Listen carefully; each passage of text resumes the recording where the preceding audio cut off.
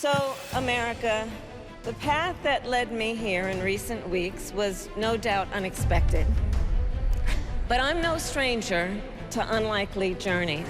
I accept your nomination to be President of the United States of America. Donald Trump tried to throw away your votes. When he failed, he sent an armed mob to the United States Capitol, where they assaulted law enforcement officers. That's why we will create what I call an opportunity economy where everyone has the chance to compete and a chance to succeed. As Commander-in-Chief, I will ensure America always has the strongest, most lethal fighting force in the world. America, let us show each other and the world who we are and what we stand for. Freedom, opportunity, compassion, dignity, fairness, and endless possibilities. Hello, my friends, and thanks for joining us today. My name is Kwame Christian. I'm the founder and CEO of the American Negotiation Institute and the host of the #1 negotiation podcast in the world, Negotiate Anything. And I am excited to bring back the style over substance analysis. This has been really popular in some of our other videos. And again, just a disclaimer, when we do this style over substance analysis, we are talking about the persuasive style employed by the person who is the focus of this video. This is not an endorsement. We are not breaking down the political rhetoric to see what is true versus untrue. You can handle that in the comments. I just want to figure out what is it that they are doing with their rhetoric and what can you take to put into practice in your own life. And if you see something that I didn't see, make sure to put it in the comments below to share what you've learned so we can all learn together.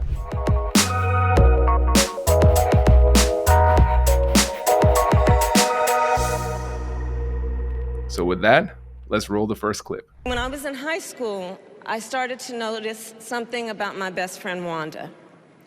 She was sad at school, and there were times she didn't want to go home. So one day I asked if everything was all right, and she confided in me that she was being sexually abused by her stepfather. And I immediately told her she had to come stay with us, and she did. This is one of the reasons I became a prosecutor, to protect people like Wanda, because I believe everyone has a right to safety, to dignity, and to justice. Now, when we look at politicians giving their speeches, this is something that they do quite frequently. And right now, what we're seeing is Vice President Kamala Harris is using a personal story to connect with the audience. It demonstrates an empathy. It shows that she cares. But in my opinion, there was something a little bit subtle here that was done to draw a distinction between her and her opponent. And so right now, what she's saying is, I have always defended victims. And in this case, this is a person who was a victim of sexual abuse, one of the worst types of offenses that we can imagine. And that's what she said. But here's what she didn't say. Donald Trump, of course, has had a lot of legal troubles. And one of those things that has come up frequently for him is allegations of sexual abuse. And I think that it would have ruined the hopeful tenor of her speech if she would have pointed that out directly. But I find it very interesting that this was one of the first things that she said. So it humanizes her and puts her in the position of being the hero in this story, but also saying subtly, without saying it, that my opponent is the villain. And so again, this was very subtle, but this is the point that you can make for your rhetoric, for your difficult conversations. If you are trying to persuade somebody, let's say you're in a situation where you are promoting your product or service, you're pitching it, and you understand that there are going to be other people that you are up against, other competitors that you're up against. One mistake that I see people make all the time is they will snipe the competition. they will say, well, one thing about my competition is they do this, but we do that. Or the other competitors do this, and that's wrong. We do it that way. And what ends up happening is you start taking this opportunity for you to showcase your skills and talent, and you end up making it about the person who's not there, the competition. And think about the audience as they are hearing this. For you, if you're making this pitch in the business context, they don't like that. That does not sound good.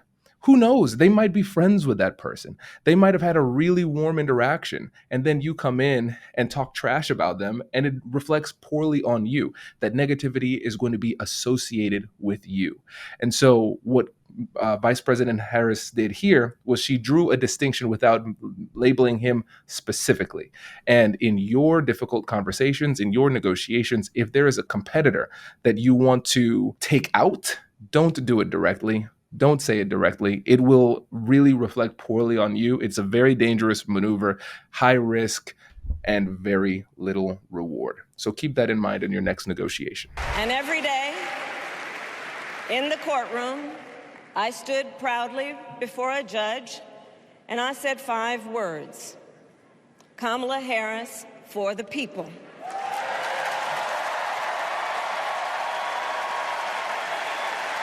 And to be clear, my entire career, I've only had one client, the people.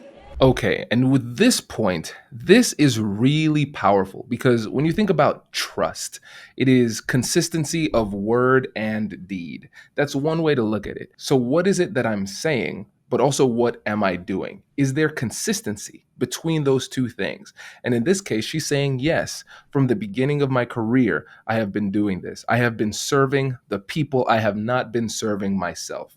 And now, in this role, in this new opportunity to become the president of the United States, that's what you can expect. I can fight for you, and I will be only serving the needs of the people. And so that taps in to that consistency. Now, what does this mean for us as we are trying to persuade? I want you to think about your life narrative and what are the through lines in your story.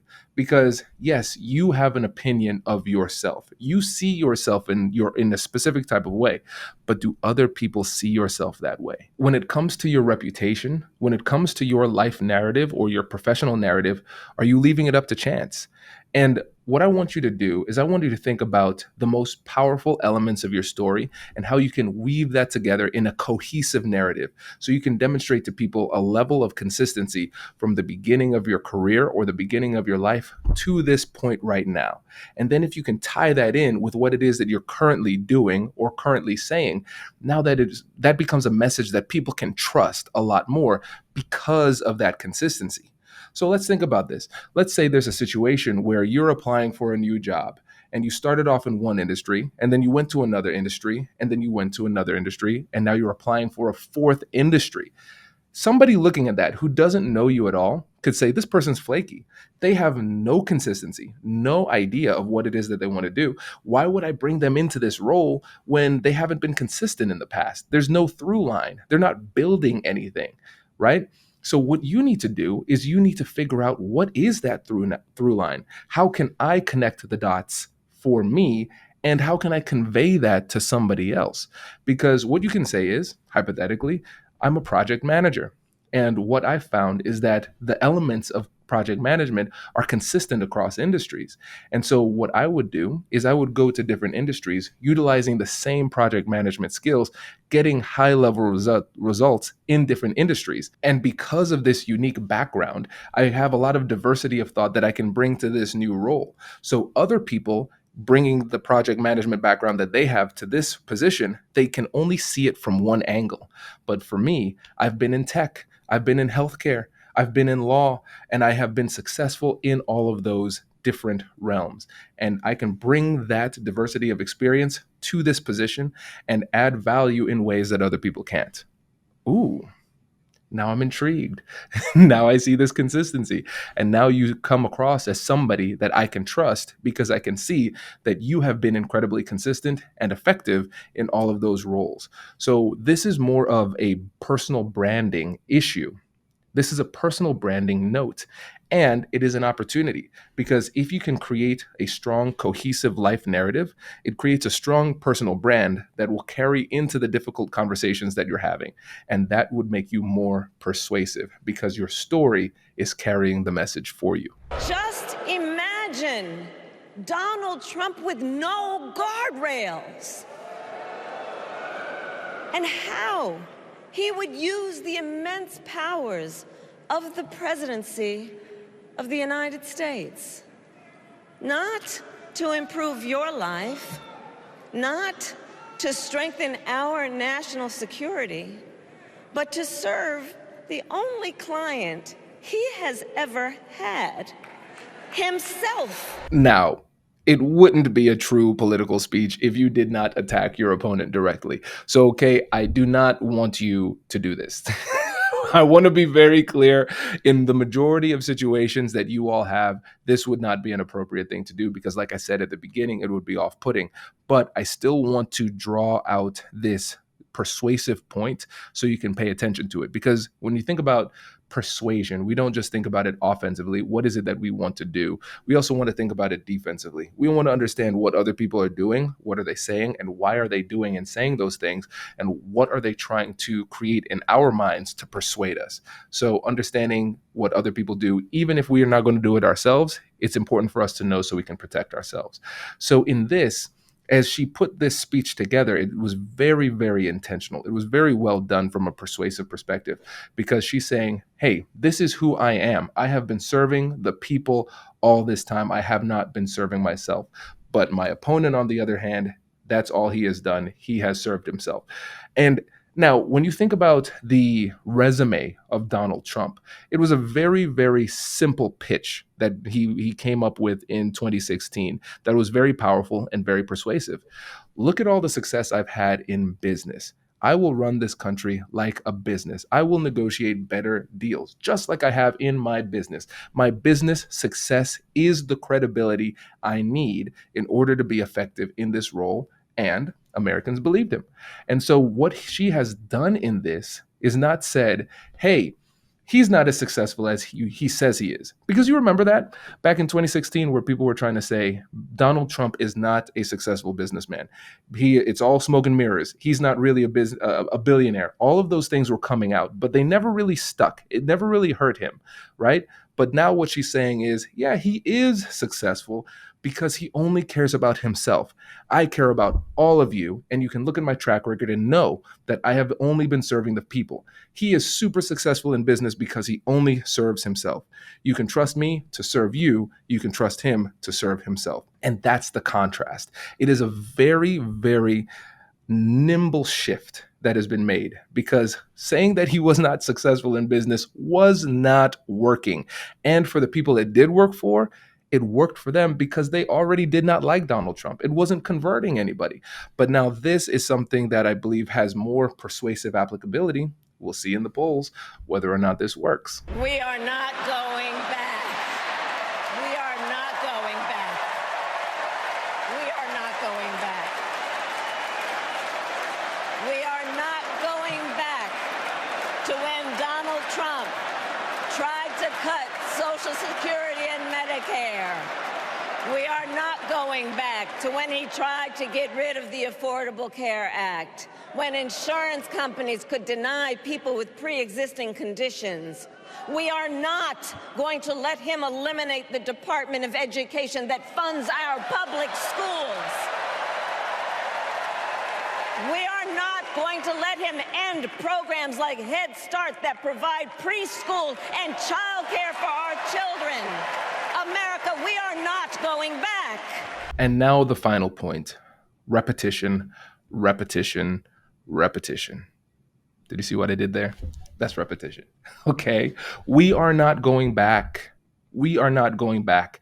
And do you remember Hillary Clinton's slogan in her election? Me neither. Me neither. Right? The only thing that comes to mind is I'm with her, which was not as potent. But Make America Great Again was tried and tested. It's an old Ronald Reagan saying. It worked for him, and he brought it back, and now it worked for Donald Trump. It sounds nice. It's very simple. It's easy to say, And it doesn't take much thought to appreciate it and roll with it. And I'm a big fan of chantable sayings. Chantable sayings. Make America great again. Yes, we can. Right? Yeah, that sounds nice and positive on the surface, right? And what Kamala Harris has done here is she has created a chantable saying. We hear people saying it all the time. We are not going back. We are not going back. And the benefit of these chantable and broad statements is that it is essentially a Rorschach test. So you remember with Rorschach tests, these are the ink blot tests. You put this blob of ink on a piece of paper and you ask people what it means, and everybody has different interpretations, right? It is so nebulous that you can put whatever you want in it. It means different things to different people, but it sounds nice.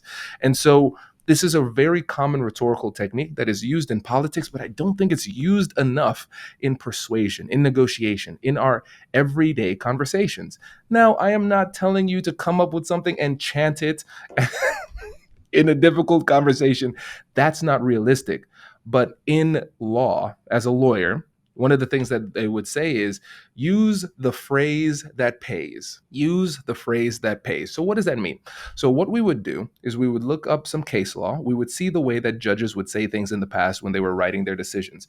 Then, when we were writing memos to the court and drafting legal documents, we would we would take that same phrase that previous judges have used, and then we would just copy and paste it directly into our arguments. See, it worked in the past and it works now. So you should believe what I'm saying now because that's what has worked in the past. That's essentially what we're doing here. And so for you in your difficult conversations, you need to figure out what is that phrase that pays. So let's say you're having a difficult conversation with your partner and you're trying to manage expenses. And so maybe the phrase that pays is something like this. We need to make sure that we are putting ourselves in a good position so we can have a strong future. You know what? Upon reflection, that's too long. That is too long. Make it even shorter. That's a nice beginning point, but it takes a couple of drafts. And remember, when these politicians are making their speeches, it has gone through like hundreds of hands. So many people have seen it. It has been workshopped and tested. These don't come up off the fly in most cases. So that was a good start. Let's do it again. And I think you actually seeing this is going to be beneficial. Maybe it's something as simple as we need to make responsible financial decisions. Well, what do you think about this purchase? Well, I believe we need to make responsible financial decisions, right? And you keep on coming back to that.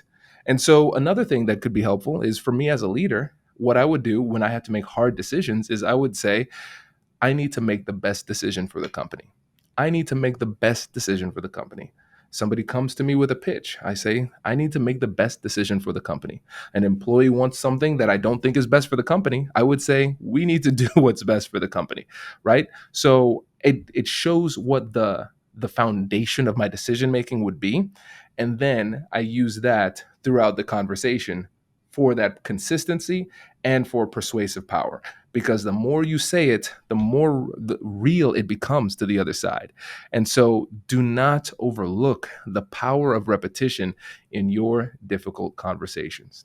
So the speech from Vice President Kamala Harris was very long. It was about 40 minutes. We got 40 to 50 minutes, actually. So we took out the parts that we liked the most in terms of persuasive value.